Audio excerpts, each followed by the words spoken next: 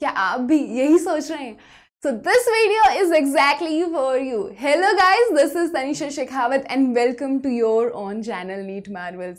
तो guys, सितंबर आ गया है, सिर्फ और सिर्फ 8 महीने और बचे हैं। हम लोग एक और महीना पास आ गए हैं हमारे नीट 2025 के टारगेट के। एक और महीना कम हो गया है। तो चाहे आपको स्ट्रैटेजीज देखनी हो या नहीं, बट ये वीडियोस आपके लिए एज अलार्म तो काम करती होंगी ना।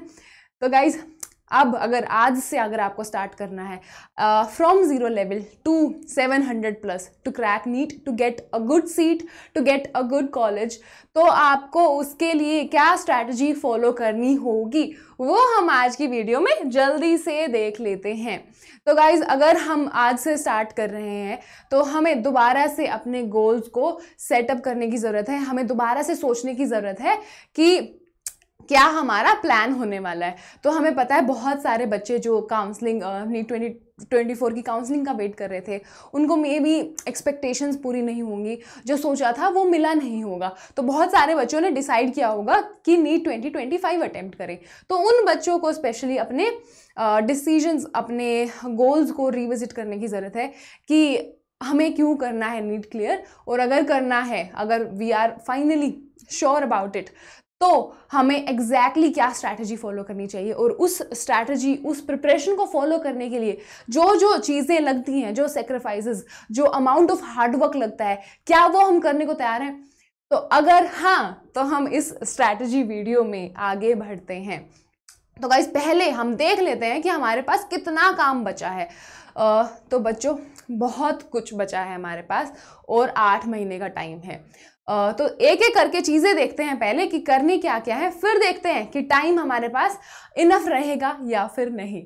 तो बच्चों, सबसे पहले हमें पता है कि 8 महीने बचे हों या 7 महीने बचे हों या कुछ भी हो, सिलेबस तो उतना ही है ना। तो उस सिलेबस को कंप्लीट करने के लिए लेक्चर्स तो उतने ही रहेंगे।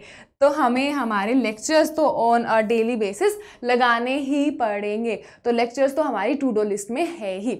उसके अलावा बिकॉज हमारे पास 8 महीने बचे हैं तो टाइम बहुत ज़्यादा नहीं है, तो रिवीजन साथ के साथ करने की ज़रूरत है। तो डेली रिवीजन भी हमारी टू डू लिस्ट में ऐड हो जाता है अभी से ही। अगर आज से ही आप स्टार्ट कर रहे हैं प्रिपरेशन, तो आज जो भी पढ़ा है वो साथ के साथ आपको रिवाइज करता रहना पड़ेगा। उसके अलावा गाइज, हमें पता है कि जो अगस्त से सितंबर का टाइम होता है, इट इज़ ऑप्टिमम, इतना ज़्यादा प्रॉपर टाइम है to start your practice, start your topic wise test.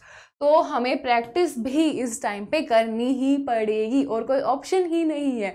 तो हमें सिलेबस, रिवीजन, टेस्ट सब कुछ एक साथ करना है। हमें पता है प्रैक्टिस करते टाइम हमें बहुत तरीके के टेस्ट देने पड़ते हैं, हमें डीपीपी देने पड़ते हैं, हमें NCERT line by line, PYQ, काफ़ी कुछ सॉल्व करना पड़ता है।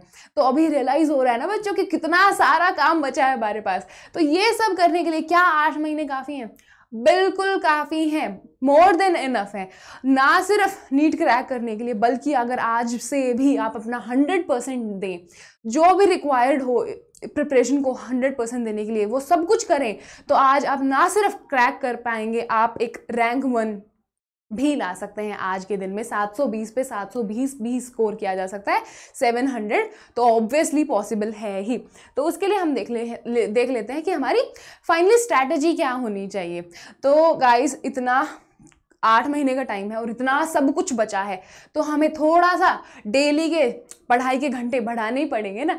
तो बच्चों, डेली कम से कम 10-12 घंटा तो मिनिमम है अब पढ़ने के लिए। उतना तो पढ़ना ही पड़ेगा, चाहे कुछ भी हो जाए। हर रोज़ अपने 10 से 12 घंटे, चाहे आपका बर्थडे हो, चाहे आपके दिवाली आ रही हो, चाहे न्यू ईयर आ रहा हो, आपको 10 से 12 घंटे अब हर रोज़ निकालने पड़ेंगे पढ़ने के लिए। And believe me, it will be worth it. तो दिक्कत की कोई बात नहीं है, हो जाएगा। उसके अलावा प्रायोरिटाइज करना बहुत ज़्यादा ज़रूरी है। चीज़ें, इम्पोर्टेंस चीज़ों की डिसाइड करें। इम्पोर्टेंट चीज़ों को ज़्यादा प्रायोरिटी दें और लेस इम्पॉर्टेंट को ऑब्वियसली बाद में कर सकते हैं। तो उसके लिए लेट्स से कि मेरे पास 3 सब्जेक्ट हैं, हर रोज़ मेरे पास 10 से 12 घंटे हैं, तो क्या मैं तीनों के तीनों सब्जेक्ट पे हर रोज़ फोकस कर पाऊँगी उन 10-12 घंटों में? मे बी नहीं। तो उसके लिए हमें क्या करना है, उसके लिए हमें डिवाइड कर लेना है हमारे टाइम को। हर रोज़ 2 टॉपिक्स, 2 सब्जेक्ट्स पे फोकस कर सकते हैं। आज के दिन में मैं फिजिक्स प्लस बायो कर लूँ, कल के दिन में केमिस्ट्री प्लस फिजिक्स कर लूँ, ऐसे ही 2 टॉपिक्स, 2 सब्जेक्ट्स अगर मैं करके चलूँ तो मेरी preparation I think much better होगी than accumulating all the work and not completing it at the end of the day. तो प्रायोरिटाइजिंग करने की बहुत ज़्यादा ज़रूरत है इस पॉइंट पे। कमिंग अप गाइज, थोड़ा सा रियलिटी चेक ले लिया जाए अब। तो हमारे पास एग्जैक्टली कितना टाइम बचा है, 8 महीने देख लेते हैं। बट अगर हम 8 महीनों को थोड़ा सा हर एक दिन में डिवाइड करने की कोशिश करें, टोटल दिन देखें, टोटल चैप्टर देखें, तो एक अच्छा सा रियलिटी चेक मिलता है। वो देख लेते हैं एक बार क्या होगा। तो सितंबर से अप्रैल का टाइम सिर्फ कहने का है बच्चों। हमें भी पता है कि revision is the rank decider. तो अगर आप रिवाइज नहीं कर पाएंगे तो it is so difficult to crack NEET.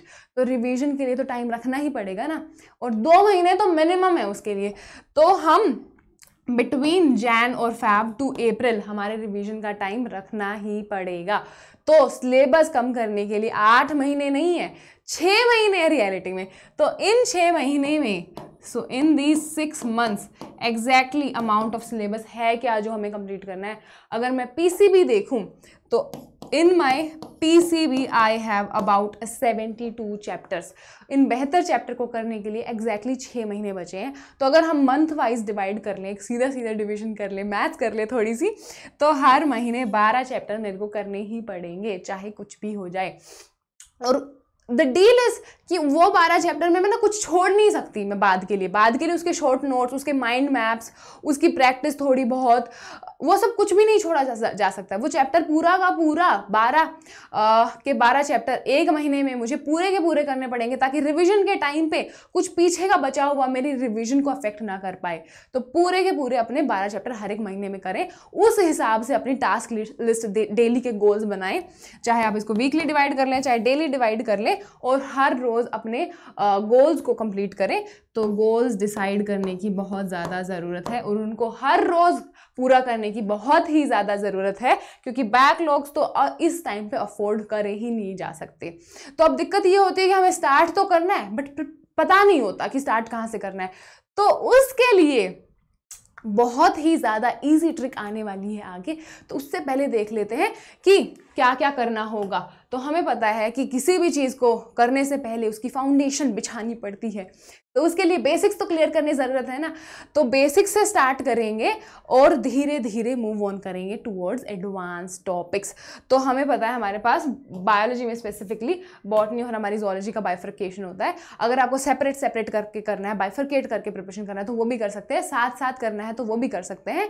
But जो ट्रिक मैं देने वाली हूँ वो तो इतनी ज़्यादा ईजी है कि आपको कोई कन्फ्यूजन बचेगा ही नहीं।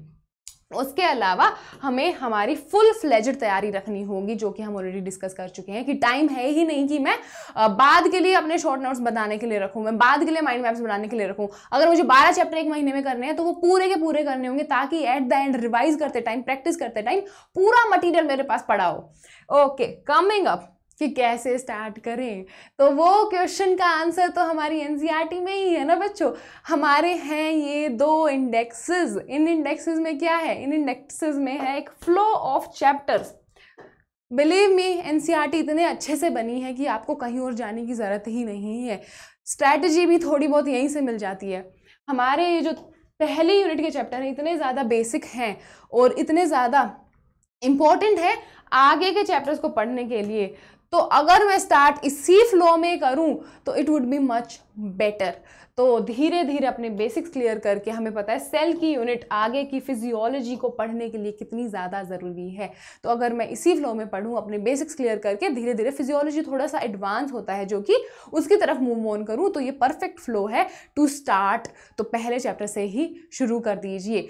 और उसके अलावा हमारी फिजियोलॉजी होती है यहाँ पे ख़त्म। तो हमें पता है कि यहाँ पे हम आ जाते हैं हमारे फिजियोलॉजी को जो लास्ट चैप्टर है ह्यूमन रिप्रोडक्शन, वो भी बचा है। तो 12th भी इसी फ्लो में जाती है। उसके अलावा भी अगर आपको लगता है कि आप वीक टॉपिक्स और डिफ़िकल्ट टॉपिक्स डिसाइड करके दोनों को, एक वीक टॉपिक एक डिफ़िकल्ट टॉपिक साथ साथ करके आप not weak, easy topic plus एक डिफ़िकल्ट टॉपिक साथ साथ करके आप प्रिपरेशन अपनी जारी रखना चाहते हैं तो वो भी कर सकते हैं। तो flow that I would recommend is going in flow with your index only. तो कमिंग अप इंपॉर्टेंट टेकअवेज हमारे क्या होने चाहिए वो देख लेते हैं। तो गाइज हमने डिस्कस किया कि बैकलॉग तो अब अफोर्ड कर ही नहीं सकते, तो जितना रोज टास्क सोचे हैं वो सारे के सारे फिनिश करने पड़ेंगे क्योंकि टाइम बचा ही नहीं है उनको बाद में देखने का। तो it is very important to maintain regularity, that is consistency बहुत ही ज़्यादा ज़रूरी है। और गाइज इस पॉइंट पे इतना ज़्यादा कम टाइम बचा है ना कि चीज़ें ब्लाइंडली कर ही नहीं सकते हैं। सब चीज़ों को एक प्रॉपर वे में प्लान करके एक शीट ले लीजिए बड़ी सी और अपने सारे टॉपिक्स की, इन टॉपिक्स में मेरे को रिवीजन की ज़रूरत है, इन टॉपिक्स में प्रैक्टिस की ज़रूरत है, और वो सारा प्लान बनाकर उस प्लान को हर रोज़ फॉलो करने की कोशिश कीजिए। तो आपको प्लान करने की बहुत ही ज़्यादा ज़रूरत है। तो हमने देखा कि टेस्ट कितने ज़्यादा इंपॉर्टेंट है। तो अभी आपकी ज़िंदगी में 2 ही चीज़ें बचनी चाहिए, सिलेबस करना है, टेस्ट देना है, सिलेबस करना है, टेस्ट देना है।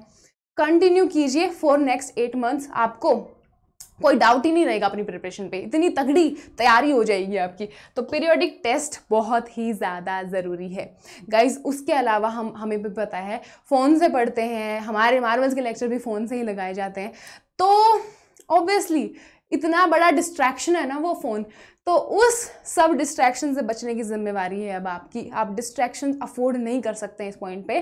टाइम 8 महीने का इनफ है to prepare if you are giving your 100%। 100% से 1% भी कम हो गया ना, 99% में भी बिल्कुल काम नहीं चलेगा। तो पूरा अपना ध्यान, अपना फोकस अब पढ़ाई पे लगाकर हम अपनी प्रिपरेशन आज से अच्छे से स्टार्ट करते हैं गाइज। 100% नीट फोड़ा जाएगा।